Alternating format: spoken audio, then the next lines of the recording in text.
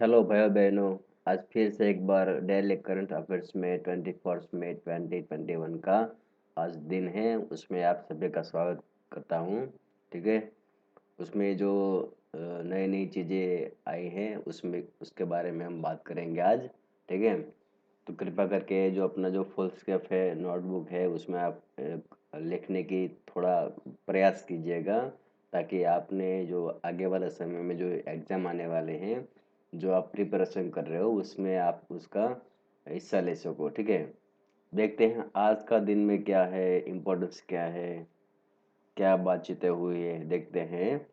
पहला टॉपिक है, महत्वपूर्ण दिन है आज। विश्व कछुआ दिवस 23 मई कल था। ठीक है। लेकिन हम कहते हैं ना, आज पेपर पढ़ रहे हैं तो जो न्यूज़ आती है वो कल कल की आती है। तो ठीक ऐसा ही करंट अफेयर्स में आजकल का दोनों का ही चलता रहता है। ठीक है। तो इसमें विश्व कछुआ दिवस 23 मई कल था। ठीक है।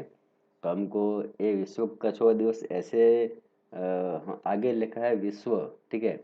मैं हर बार कहता हूँ कि जब विश्व की बात आती है तो मान लेना कि जो जिसके बारे में ये डे मनाया जाता है वो इंटरनेशनल लेवल पे इसमें कुछ गड़बड़ चल रही है।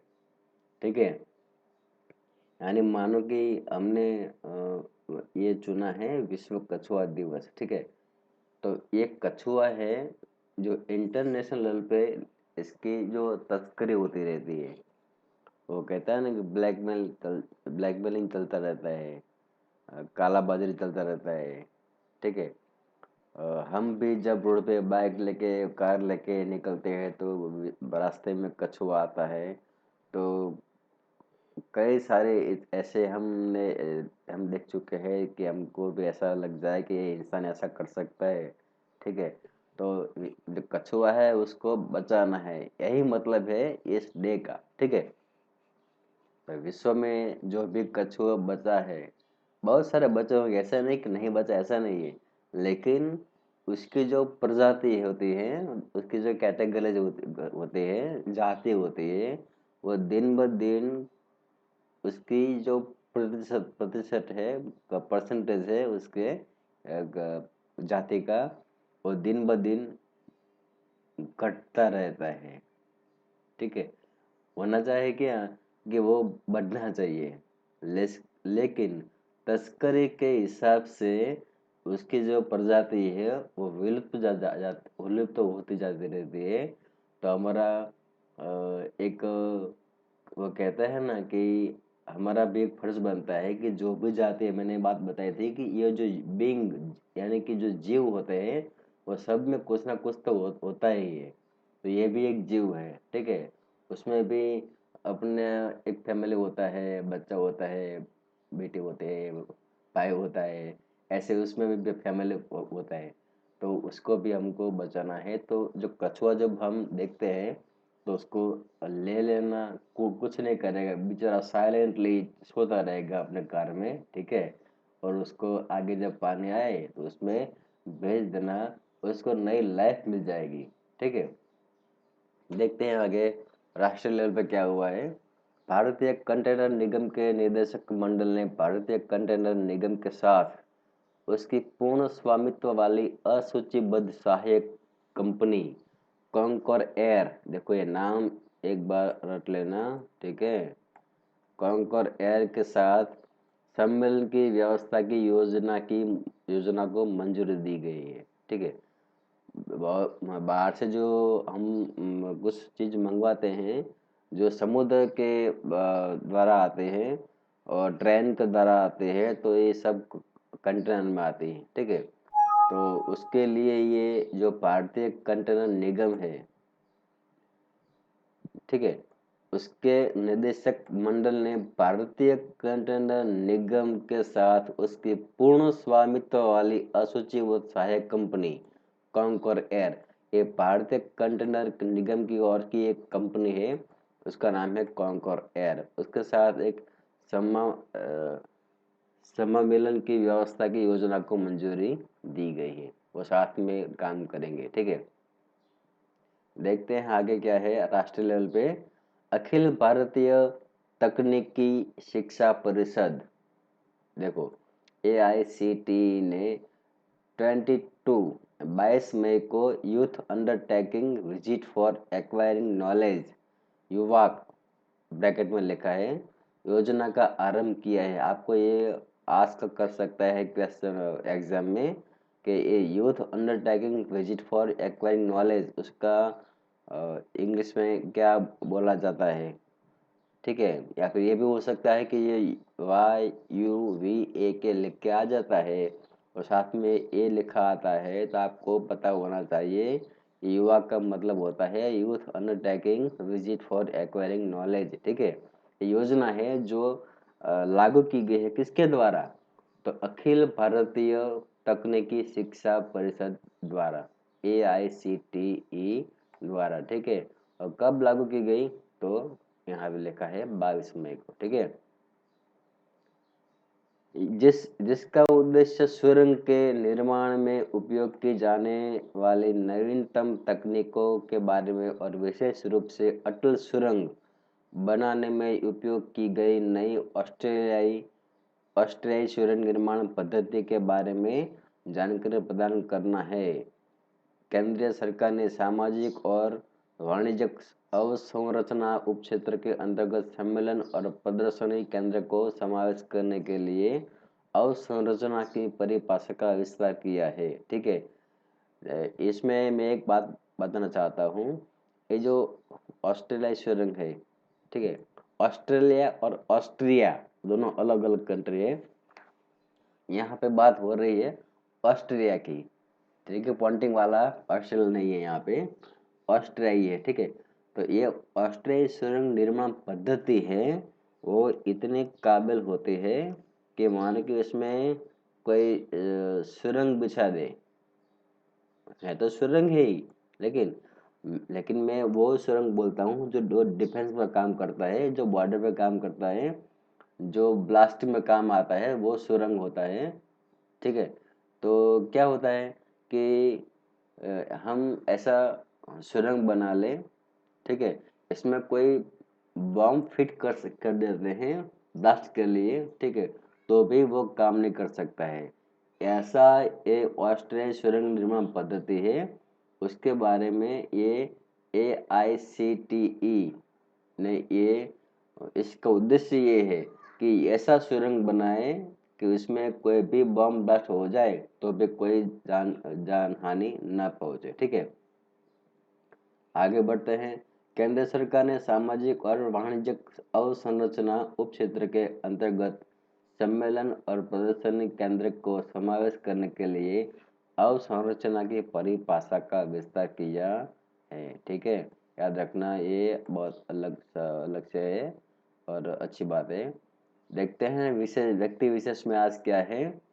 रिजर्व बैंक इनोवेशन हब, ये जो वर्ड यहाँ पे लिखा है इनोवेशन, ये बहुत मायने रखता है हर कैटेगरी में। ऐसा नहीं कि ये रिजर्व बैंक का ही है, ऐसा नहीं कहता हूँ मैं, लेकिन कोई भी चीज हो, मानो कि कोई बिजनेसमैन हो, ठीक है, कोई ऑफिसर्स है, कोई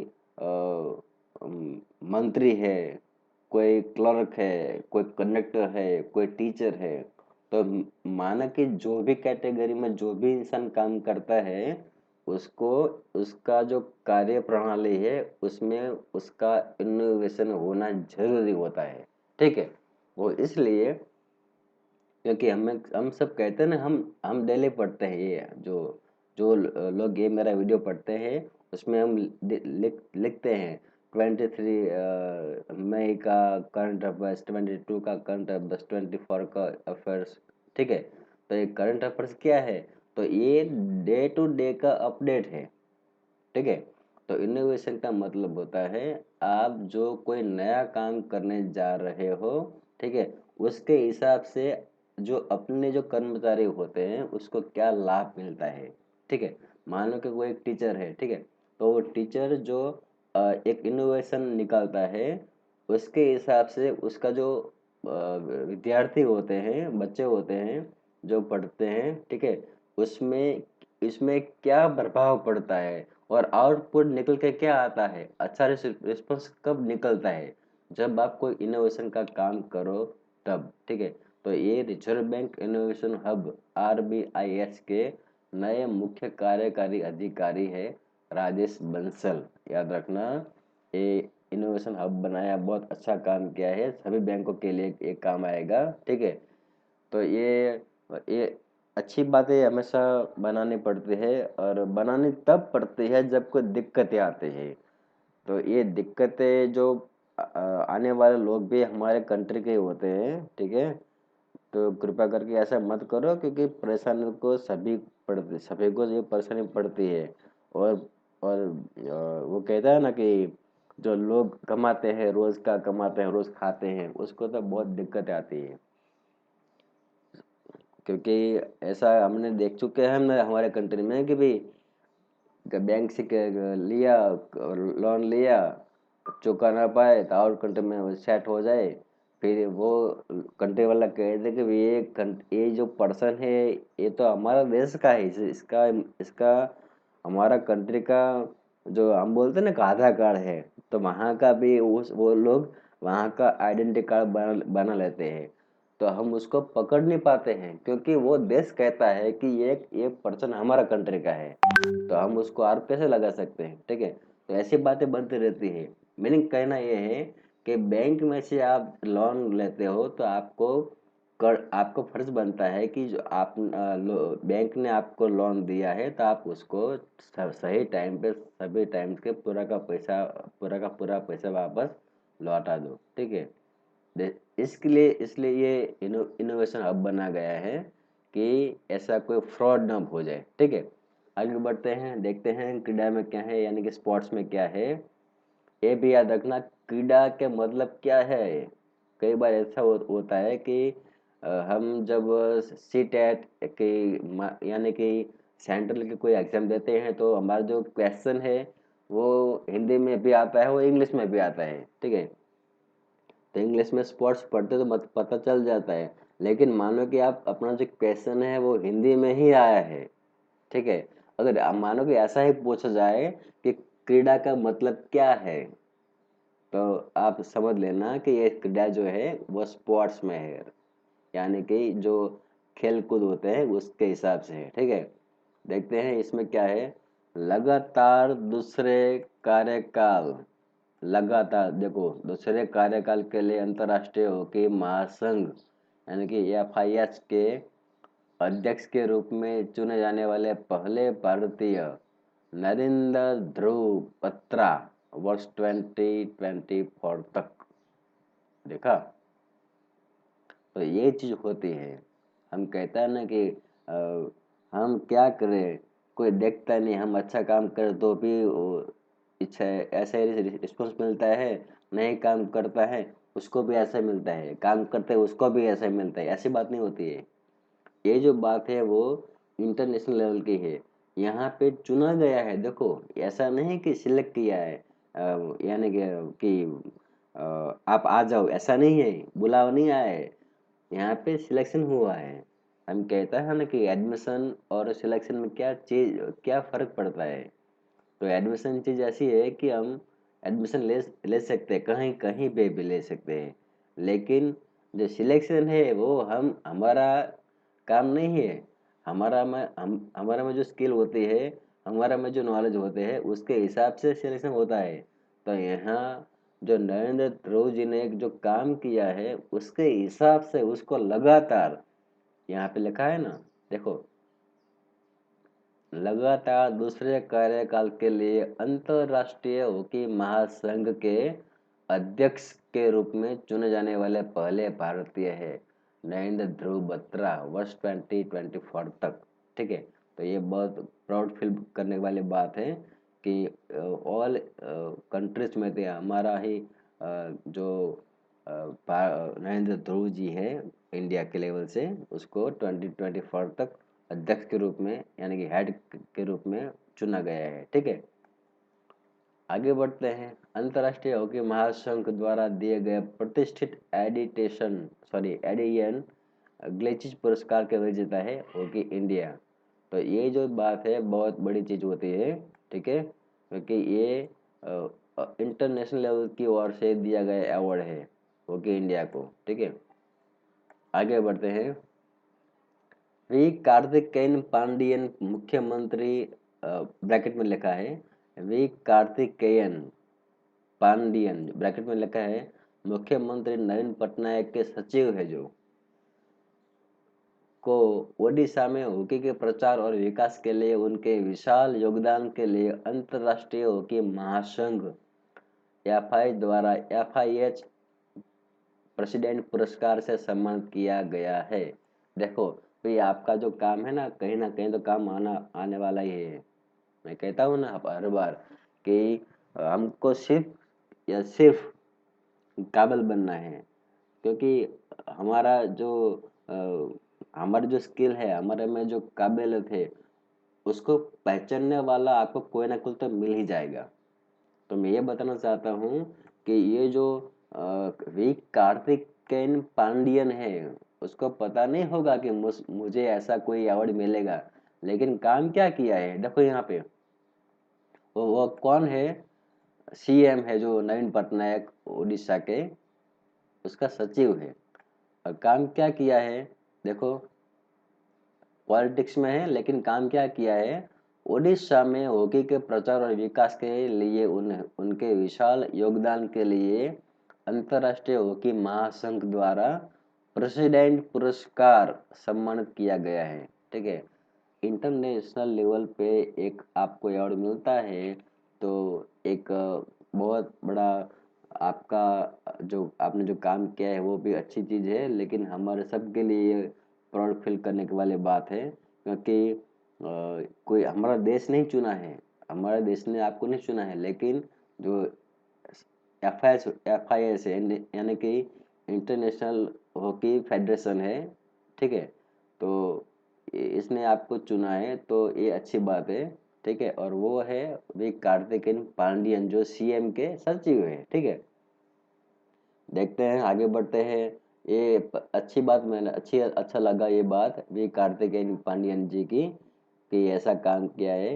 वरना जो जो पॉलिटिशियन होते हैं, रैली में से बाहर बाहर से निकलते हैं, कभी कभी तो क्या पार्लियामेंट में नहीं जाते हैं। ठीक है, तो ये जो क्वेश्चन जो निकल के आता है पब्लिक का, वो सॉल्यूशन नहीं होता है। ठीक है, यहाँ तो वो कार्तिकेयन पांडियन जी ने पॉलिटिक्स के साथ स्पोर्ट्स को भी आगे लेके आए हैं, तो ये बहुत अच्छी बात है। सभी पॉलिटिशियन को वे कार्तिकेयन पांडियन की जो काम किया है उसमें से कुछ ना कुछ तो सीख मिलनी चाहिए। ठीक है, आगे बढ़ते हैं। राज्य विशेष में क्या है? राज्य विशेष में है एमपी की बात है। मध्य प्रदेश सरकार ने अंकुर योजना का आरंभ करने की घोषणा की है, जिसके अंतर्गत नागरिकों को वर्षा ऋतु के दौरान पेड़ लगाने के लिए सम्मानित किया जाएगा। बहुत बहुत अच्छी बात बताई है एमपी सरकार ने। ठीक है, क्योंकि ये सरकार का ही एक प्रोग्राम है कि जो लोग वर्षा ऋतु यानी कि मानसून आता है उसके दौरान जो लोग पेड़ लगाएंगे उसको सम्मानित किया जाएगा। ठीक है, कितनी अच्छी बात है ना? क्योंकि सभी को पता चल गया भाई कि ये जो हम लेते हैं ना, श्वास लेते हैं, मैंने कल भी बात बताई थी कि इसका कोई चार्ज नहीं लगता है, लेकिन जब आप एडमिट होते हो हॉस्पिटल में, तब उसका चार्ज लगने का चालू हो जाता है, उसका बिल बनना चालू हो जाता है। तो ये जो ऑक्सीजन है वो फ्री में हम लेते हैं, और हमको फ्री में ही मिले हमेशा के लिए, उसके लिए ये पेड़ लगाना जरूरी होता है। ठीक है, पेड़ लगाने से क्या होगा? पेड़ लगाएंगे तो उसके हिसाब से हर हर साल एक पेड़ की वजह से दूसरा पेड़ भी उग जाएगा। ठीक है, तो एक पेड़ से पूरा का पूरा जंगल पे बन जाता है, पूरा का पूरा फॉरेस्ट एरिया बन जाता है। और जो फॉरेस्ट में रहते हैं, आप सभी को पता होगा, लेकिन फिर भी मैं कहना चाहूँगा कि जो जो फॉरेस्ट का इलाका होता है, वहाँ की जो आबो हवा होती है उसको आप एक बार ध्यान से महसूस कर लेना।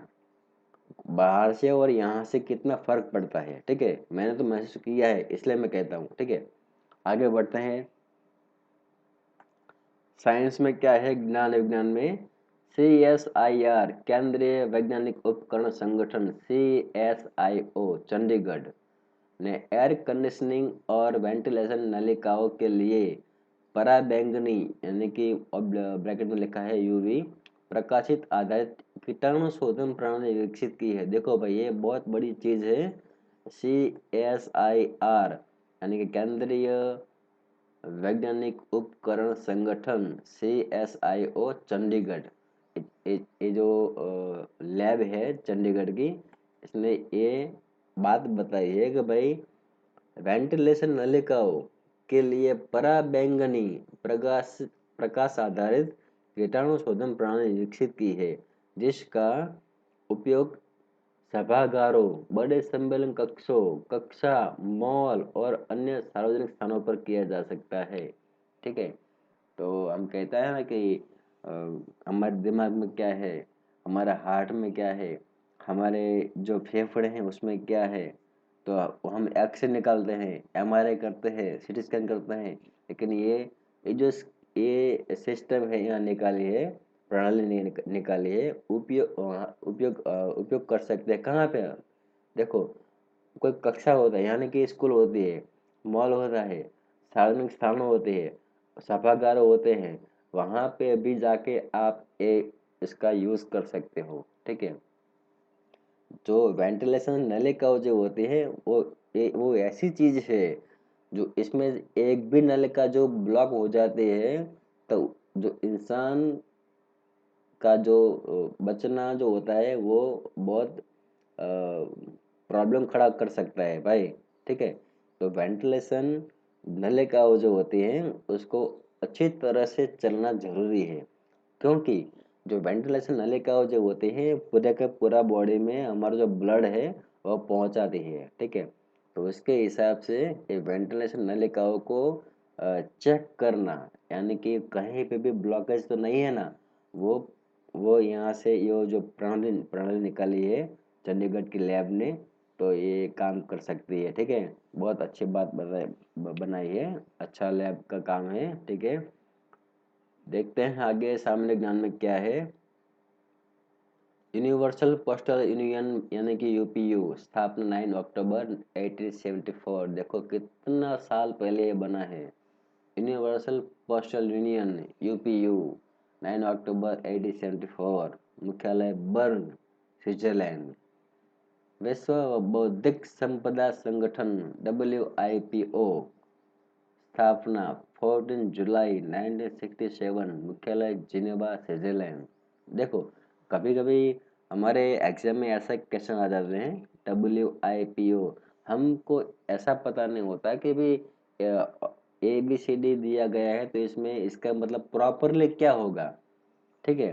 तो आपको क्या करना है, मानो कोई आपको ये दिया गया है, संगठन दिया गया है, मानो मानो विश्व बौद्धिक संपदा संगठन दिया गया है, और ABCD में WIPO कहीं पे भी लिखा है या फिर IPO लिखा है, आगे भी लिखा है, ऐसा कुछ हो सकता है। तो आपको क्या पहले करना है, आपको विश्व अलग निकालना है, बौद्धिक अलग अलग निकालना है, संपदा अलग निकालना है, और संगठन अलग निकालना है। 4 टुकड़े करना है, ठीक है। तो उसमें क्या होगा कि मानो कि आपको एक आता है यानी कि विश्व है, तो उसमें विश्व यानी कि वर्ल्ड, तो पहले ये चुनो ABCD में कि पहले कैरेक्टर का में जो W कहाँ पे है, तो सिर्फ 2 ही होंगे, ठीक है। आप समझ सकते हो। तो वर्ल्ड में से जो ABCD में वर्ल्ड यानी कि W का जो शब्द होता है वो दो ही होंगे या 3 होंगे, ठीक है, 4 तो नहीं होंगे। तो मान लो कि 2 या 3 है, ठीक है। तो बाद में हम आगे निकलते हैं, 3 में से क्या आता है, या तो आता है बौद्धिक, आता है यहाँ पे, ठीक है। द बौद्धिक यानी कि IQ, तो ये IQ वाला कहीं पे भी यहाँ IQ नहीं होगा, E होगा, ठीक है।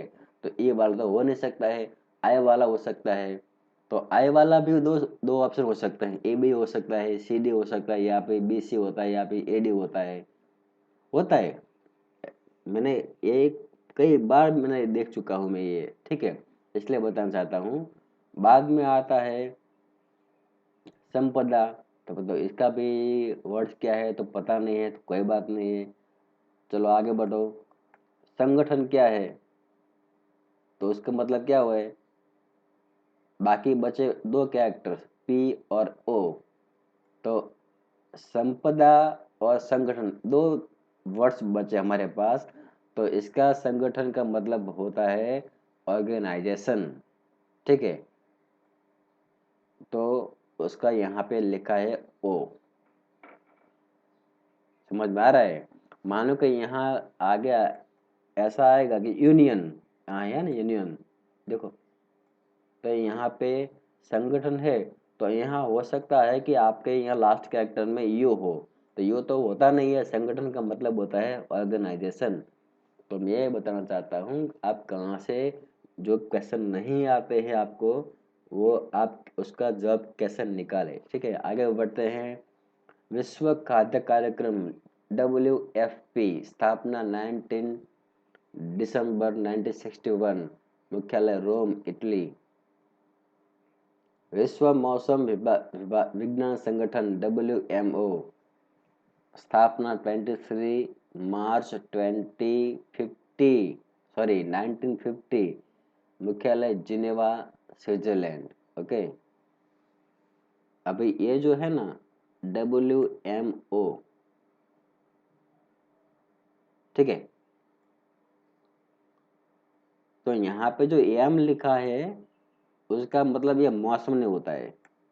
मैं आपको ये बताना चाहता हूँ कि मौसम तो हिंदी शब्द है ना, तो इंग्लिश में मौसम तो होता नहीं है, ठीक है। तो मैं ये बताना चाहता हूँ कि WMO का मतलब होता है, ये जो एम है उसका मतलब होता है मीटेरियोलॉजिकल, ठीक है। एक बार फिर से सुनना, मीटेरियोलॉजिकल। ये जो हमारे हमने हमने 2 दिन पहले ही साइक्लोन देखा, ठीक है। अभी ईस्ट में चल रहा है, बंगाल की खाड़ी में, ठीक है। तो इसके वो सब कहाँ से पता चल जाता है, तो ये जो WMO होता है, यानी कि ये वर्ल्ड मौसम विज्ञान संगठन होता है, ठीक है। वो भी बता बता देता है। और हमारा जो राष्ट्रीय लेवल पे होता है NMO, नेशनल मीटरोलॉजिकल ऑर्गेनाइजेशन, वो भी बता देता है कि भाई आप सावधान रहिएगा, आपकी ओर ये साइक्लोन आ रहा है, ठीक है। इसलिए हम NDRF की टीम को बुलाते हैं, आर्मी को बुलाते हैं, सभी लोगों को सावधानी कर बरतने रखने को कहते हैं कि भाई सावधान रहेगा, ये साइक्लोन आ रहा है, उसकी स्पीड इतनी होगी, आप यहाँ पे हम कुछ नहीं कर सकते हैं, सिर्फ अपनी जान बचानी है, ठीक है। तो ये सब का काम है विश्व मौसम विज्ञान संगठन का। और नेशनल लेवल के जो मौसम विज्ञान संगठन होते हैं, उसका काम होता है कि सबको ये सावधानी बरतने की बात करें, ठीक है। आगे बढ़ते हैं। विश्व पर्यटन संगठन UNWTO स्थापना 1 नवंबर 1974, मुख्यालय मैड्रिड स्पेन, ठीक है। तो ये जो स्पेन है वो भी घूमने के लिए अच्छा कंट्री है। तो उसका क्वार्टर भी बना रखा है मैड्रिड में, ठीक है। देखते हैं। विश्व पर्यटन संगठन UNWTO स्थापना 1 नवंबर 1974, मुख्यालय मैड्रिड स्पेन, ठीक है। तो ये मेरा ब्लॉग का पूरा नाम है rajnichawda.blogspot.com, ठीक है। ये जो सामान्य ज्ञान में उसमें सब स्थापना की गई है, कब की गई है, उसका हेडक्वार्टर क्या है, उसका पूरा डिटेल्स आपको यहाँ पे बता रहा हूँ मैं, ठीक है। आगे बढ़ते हैं। ज्ञान विज्ञान में हमने देखा, राज्य विशेष में देखा, स्पोर्ट्स में देखा, व्यक्ति विशेष में देखा, राष्ट्रीय लेवल पे क्या हुआ है देखा, महत्वपूर्ण दिन क्या है आज का वो भी देखा, ठीक है।